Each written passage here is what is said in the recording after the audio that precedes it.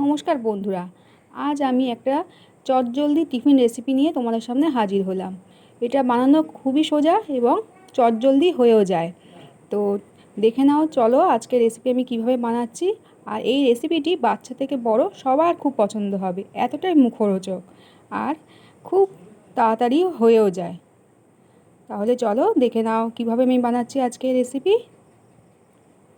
নমস্কার বন্ধুরা, Piu cooking and লাইফস্টাইলে সবাইকে স্বাগত।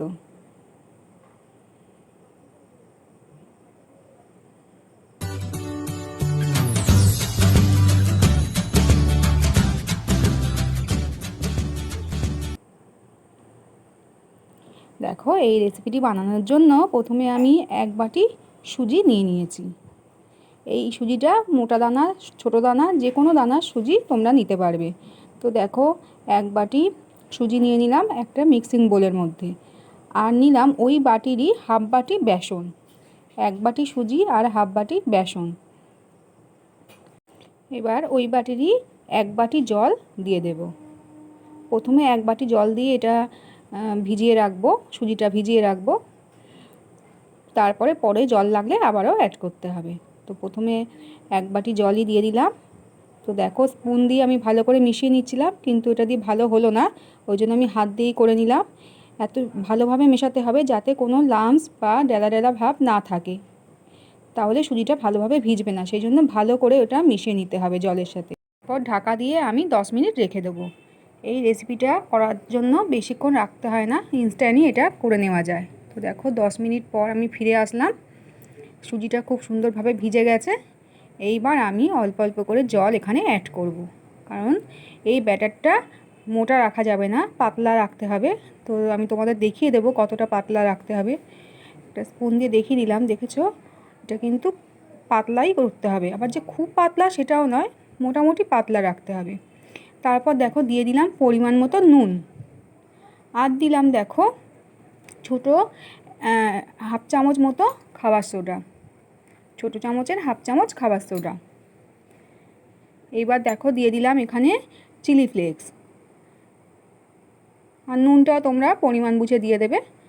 এবার চিলি ফ্লেক্সটা দিয়ে ভালো করে একটু ব্যাটারটা গুলে নিচ্ছি। তো দেখো, রেডি হয়ে গেল ব্যাটার। এইবার এইগুলোকে ফ্রাই করার পালা। তো দেখো, এখানে আমি একটা বাটি নিয়ে নিয়েছি, ছোটো বাটি। এই বাটিটা দিয়েই আজকে আমি দেবো এখানে। এতে করে কি হবে, একবারই দিয়ে দেওয়া যাবে ব্যাটারটা। তো দেখো, একটা তাওয়া বসিয়ে দিয়েছি, আর ননস্টিক তাওয়াতে করলেই এটা ভালো হবে, তার জন্য দেখো ননস্টিক তাওয়াই আমি বসিয়ে দিয়েছি। এবার দেখো, বাটি দিয়ে আগে ভালোভাবে ব্যাটারটাকে দিয়ে দিলাম, আর সাইড দিয়ে ব্যাটারটাকে দিয়ে মাঝখানে আসতে হবে। একটু খেয়াল করবে, দেখবে, তাহলে তোমরাও করতে পারবে খুব সহজেই। আর দেখো, তারপর ব্যাটারটা দেওয়ার পর একটু ওপরটা শুকনো শুকনো হয়ে গেলে তারপরে আমি দিয়ে দিলাম বাটার। একটু বাটারটা ভালো করে চারিদিকে মেল্ট করে নিলাম। তারপর দেখো, দিয়ে দিলাম ওপর থেকে গাজর কুচি। আর এই গাজরটা আমি একটু হালকা বয়েল করে নিয়েছিলাম, তারপরে গ্রেটার দিয়ে গ্রেট করে রেখে দিয়েছিলাম। তারপর সেই গাজরই আমি এখানে ইউজ করলাম। আর দিলাম দেখো কোরানো নারকোল, একদম মিহি করে কুড়িয়ে নিয়েছিলাম নারকোল, আর সেই নারকোলই অল্প করে একটু ছড়িয়ে দিলাম। আর দিলাম দেখো কসৌরি মেথি। এখানে তোমরা কসৌরি মেথিও ইউজ করতে পারো, কিংবা যদি মেথির গন্ধ তোমরা পছন্দ না করো তাহলে তোমরা এখানে ধনেপাতাও ইউজ করতে পারো। তো দেখো, এবার ভালো করে একটু মিশিয়ে নিতে, ভালো করে চেপে চেপে দিচ্ছি খুন্তি দিয়ে। তারপরে আস্তে আস্তে করে খুন্তির চারপাশ দিয়ে দেখো এটাকে তুলে নিতে হবে। প্রথমে চারদিকটা একটু আস্তে আস্তে করে তুলে নিতে হবে, তাহলে খুব সহজেই এটা উঠে আসবে। আর একটু সময় দিতে হবে হওয়ার। গ্যাসের ফ্লেমটা মিডিয়ামে রেখে এটা একটু একদিকটা হতে সময় দিতে হবে। আর এটা একদিক করলেই হয়ে যায়, উল্টে ভাজার কোনো দরকার লাগে না, একটা দিকেই ভালোভাবে স্টিকে নিলেই হয়ে যায়। তো দেখো, খুব সুন্দরভাবেই এটা উঠে যায় আর খুব কড়মড়ে হয়।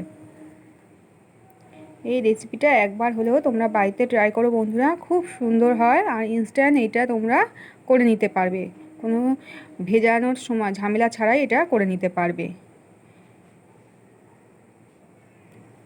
তো দেখো তাওয়ার মধ্যে আমি অল্প একটু তেল দিলাম, তেল দিয়ে এবার একটা কাপড় দিয়ে মুছে নিলাম তেলটা।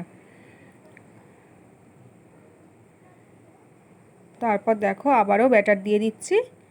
খুব সুন্দরভাবেই তাওয়া কিন্তু গরম আছে, তাওয়াটা ভালো করে গরম করে তবেই তোমরা ব্যাটারটা দেবে।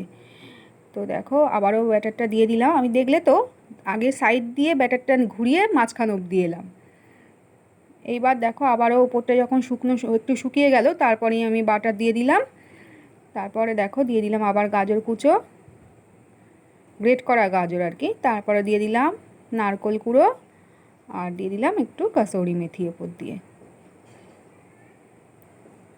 ব্যাস, এবার এগুলো দিয়ে একটু হতে সময় দিতে হবে, তারপরে আস্তে আস্তে উল্টানোর চেষ্টা করতে হবে, না হলে ভেঙে যাবে। যেহেতু এটা খুবই পাতলা, আস্তে আস্তে করে দেখো আগে চার দিয়ে তুলে নিতে হবে, খুব সুন্দরভাবে এগুলো উঠে আসে আর খুবই ক্রিস্পি হয় এটা। তো দেখো তৈরি হয়ে গেল সুজির ধোসা।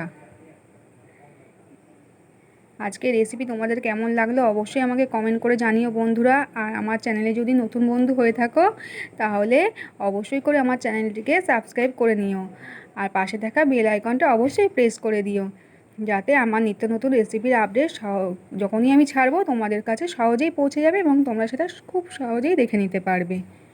আর দেখো আমি এটা দই দিয়ে সার্ভ করলাম, তোমরা বাদামের চাটনি, ধনেপাতার চাটনি কিংবা সস দিয়েও এটা সার্ভ করতে পারবে। আর রেসিপি যদি ভালো লাগে সবাই প্রচুর প্রচুর শেয়ার করে দিও, আর একটা লাইক করতে ভুলো না কিন্তু।